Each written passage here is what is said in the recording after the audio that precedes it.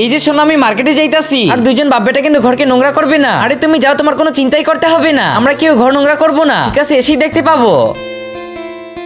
এই তো চলে গিয়েছে।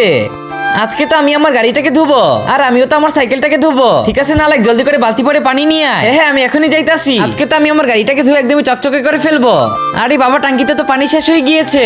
কি বলিস, টাঙ্কিতে পানি শেষ হয়ে গিয়েছে? তাহলে একটা কাজ কর, পাশের বাসা টাঙ্কি থেকে পানি নিয়ে আয়। ঠিক আছে বাবা, আমি এক্ষুনি যাইতাছি। এই তো বাবা, পানি পেয়ে গিয়েছি। হ্যাঁ, এবার বাসায় চল। আরে বাবা জলদি করে চলো, আজকে অনেকদিন পরে আমি আমার সাইকেলটাকে ধুবো। আজকে আমি আমার সাইকেলটাকে ধুয়ে একদমই নতুন করে ফেলবো। আজকে তো আমার সাইকেলটা একদমই চকচক করবে। ফাইনালি 1 বছর পরে আমরা আমাদের গাড়িগুলোকে ধুইতে পারলাম। হে আল্লাহ, যে পবিত্র কোরআনটিকে দেখার পরে ভিডিওতে একটা লাইক করে চ্যানেলটিকে সাবস্ক্রাইব করে দিবে আর এই ভিডিওটাকে 10 জনের কাছে শেয়ার করে দিবে। তুমি তাকে পরীক্ষার মধ্যে পাশ করিয়ে দিও আর কমেন্টে লিখে জান আমিন।